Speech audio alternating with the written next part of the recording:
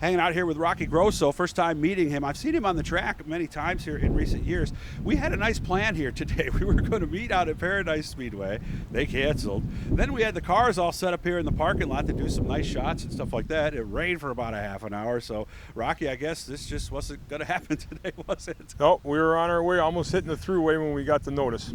And, of course, you're a Class of 79 graduate, young guy like me. Yep, Class of 79, West Tennessee High School, and had a very nice time there. I know you've sponsored races at tracks before. What brought you to racing, a former football player? Well, my father raced in the 60s and the 70s. He probably finished up in 72, and I was a kid at the track, and I always liked racing, obviously, because I was brought to the track.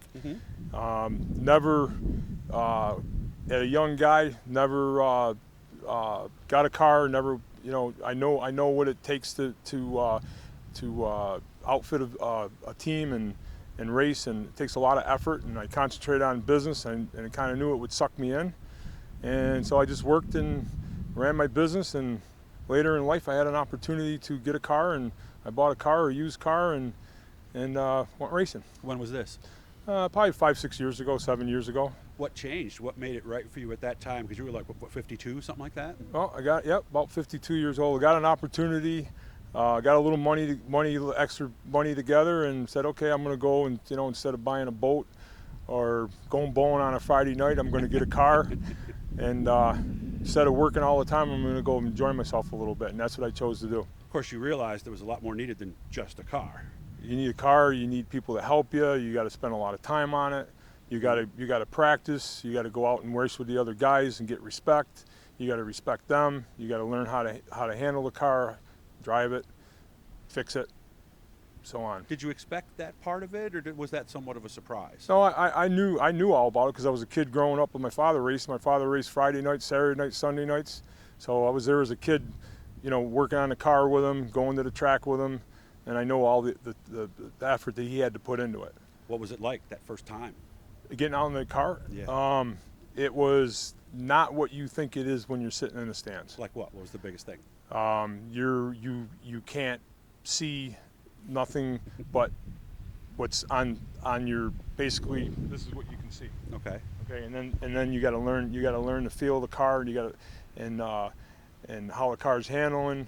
You got to learn what other people are doing, and you got to stay in your lane, and you got to make the car handle in the corners. So it's a lot to it. How are we progressing? How would you evaluate how you're doing now then, Rocky? I'm very comfortable in the car. I'm very comfortable with cars around me. It's all a touch and feel. So once you get that touch and feel, then you forget about that. Now it's all concentrating on how the car is handling, how the track changes from the beginning of the night to the end of the night. And it's basically handling that car, making that car go through the corners smoothly, racing down the front stretch and racing down the back stretch and getting through the corners. I would think, because I've talked to a lot of folks that are in positions like you, business owner, race car driver, there are a lot of parallels running a business, running a race team, aren't there? There's a lot of effort into running a business, and there's a lot of effort running a race car and a race team. Go ahead. How'd you find Syracuse Haulers? You've had this business for a while?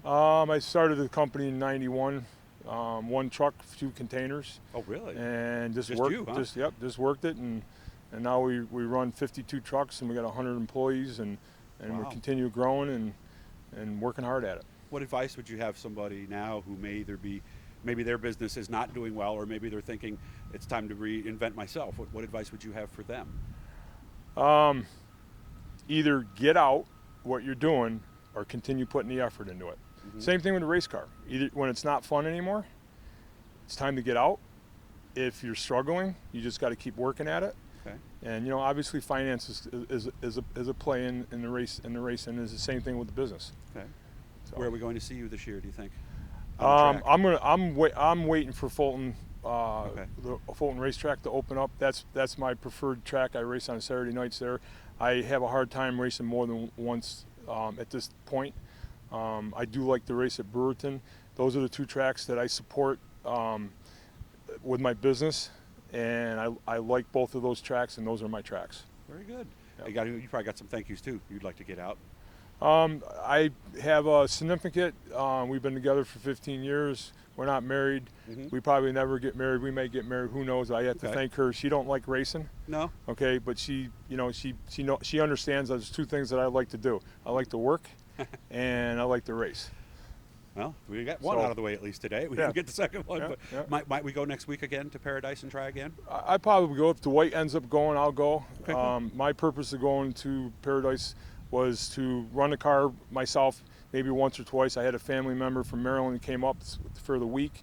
We've been talking about it with him for a couple years. He wants to get in the car and run it around. I was going to let him run it around a little bit to see what we do and all the other racers do.